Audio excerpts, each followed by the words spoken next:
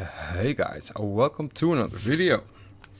So this is going to be the first video in my new player guide series, I guess.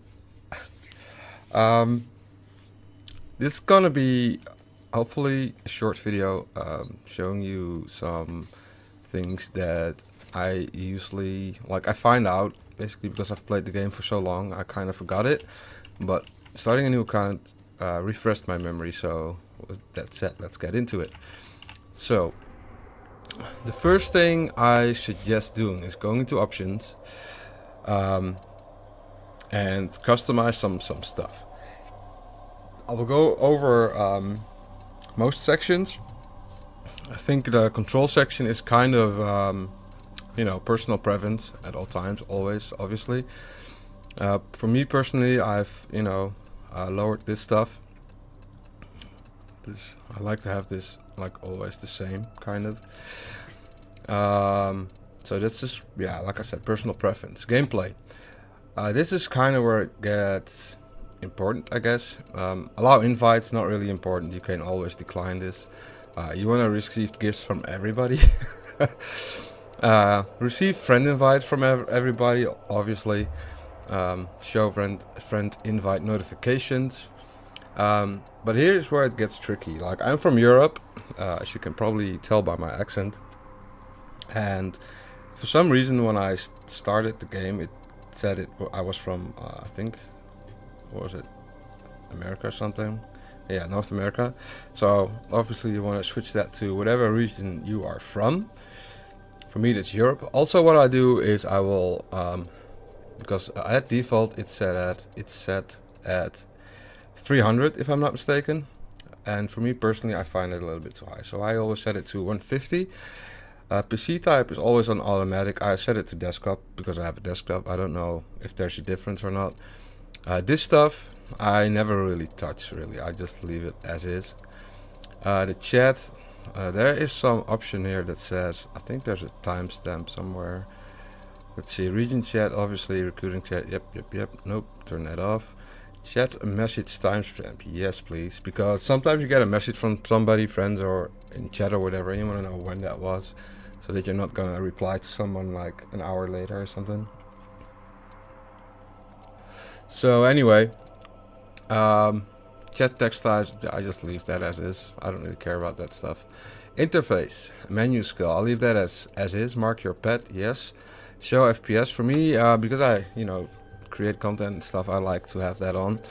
I don't know, I'm a stats nerd, so that's maybe the main reason. Show FPS subtitles, no, I can understand English and whatever they're saying. UE and screenshots, well, that's like personal preference. This stuff I usually keep the same as well. There's some other stuff that you want to have on though. Show player list, yes. This stuff, I don't even really know what it does, but show teammate names. It makes it that when you're playing a game and you have other people in your game, it will show their names here with the health bars and all that kind of good information. Show enemy names, yes, because you want to, especially as a new player, you want to be able to identify certain enemies, which we will come over in a later episode. Show health over enemies, I prefer to have that on. Lock map rotation, prefer overlay map, well, that is again personal preference.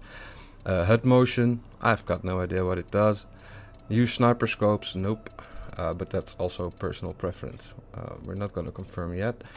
Display, I have full screen. Sometimes I go full screen borderless, but that's because I stream or make content. That's also personal preference. Thing you need to know though is, I'm not entirely sure, but if you go full screen borderless, you're gonna lose your refresh rate, as in the frames you are getting actually on your screen. I have a 144 Hz monitor, so that's why I'm playing currently at full screen, because otherwise I will just go to 60 Hz because my other two displays are 60 Hz. This stuff you want to keep on auto. Maximum frame rate, I have it at 144. You can go higher or up, depends on your display. Brightness, all personal preference. Field of view is I think default 60 or something. I would like to have it at maximum, because it will increase your field of view, and the more stuff you can see, the better. Enable screen shake, no thank you, it's annoying. This I have on. this might change over time, but you know, this is also personal preference.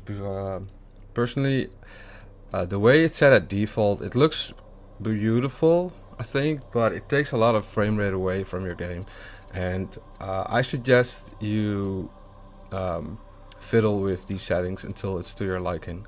There's some other stuff that I've turned off, and I can tell you why. Like depth of field, I turned it off. Motion blur is just annoying to me, and you know, the other stuff is just to make it look beautiful. Audio, I've set Orders volume off, but as a new player you can turn it on. It takes a little bit away from the gaming experience if you have it off, because if you're a new player and you don't know all the voice line Orders says, sometimes they're pretty funny. Mandicord volume, there's a frame in the game that's called Octavia, and she makes music. A lot of players have the same song, and personally I don't want to hear the same song for like, I don't know, an hour or something, so I've always turned that off. And this stuff again is kind of, you know, personal preference. I've turned voice, I turned that off because I usually play solo, and even when I'm playing public there's not much communication that's needed to, you know, play the game. Unless you like to talk to people, then you can turn it on. So that is that. Let's confirm this. Let's see, what else can we put in this video? I suggest every time you start playing the game, you know, sometimes people play every day, sometimes people play, you know, for a day and then have to go to work for a week or something.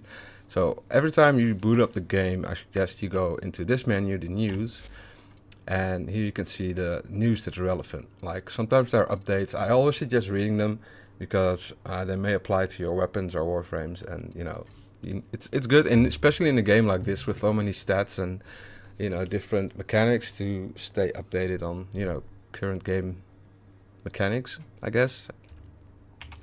I got lucky because when I started this, there's an event going.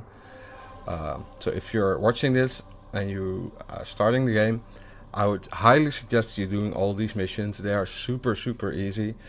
And the benefit is you get a weapon slot. Normally when you build weapons or craft weapons, they don't always come with a weapon slot, and these will give you weapon slots. So you can get these plus this one, and it only comes once every year at the anniversary date, that's now. And this weapon this is my favorite weapon, the Dexibarus. It's an extremely powerful weapon, and for some reason it's not MR capped, so I'm able to use it. So that's that made me kind of happy. So I would suggest doing this as well, along with any other event when you're starting the game. And that is about it for this video. I hope you enjoyed it. I hope you learned something, and I will see you in the next video.